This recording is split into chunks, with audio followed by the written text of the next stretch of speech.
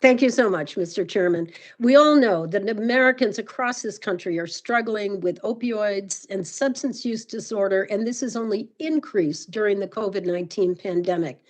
I appreciate my colleague from Alabama and his shared desire to address this problem.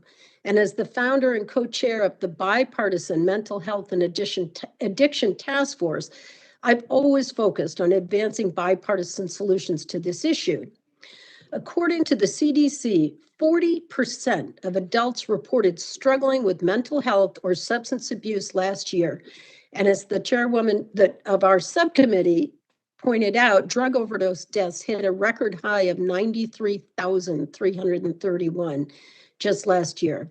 In May, the Biden administration announced the distribution of $3 billion in American Rescue Plan funding from SAMHSA's Community Mental Health Services Block Grant Program and the Substance Abuse Prevention and Treatment Block Grant Program.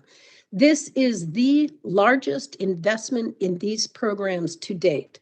This funding will allow states and territories to provide comprehensive community mental health services, including the individuals that Representative Palmer's amendment addresses, and will address outstanding needs and gaps in this space, allowing states and territories to plan, implement, and evaluate activities to help more people recover from substance use disorder.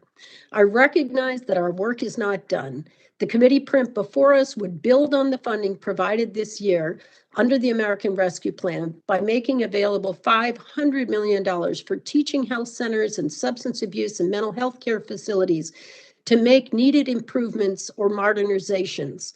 Addressing substance use disorder, including those associated with fentanyl, remains a high priority for this committee, and I certainly know for the Health Subcommittee.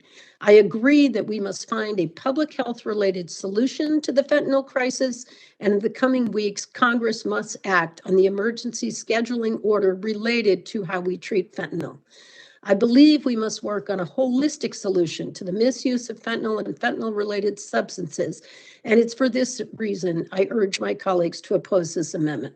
Thank you, Mr. Chairman. I yield back unless there's anyone else that would like to be recognized.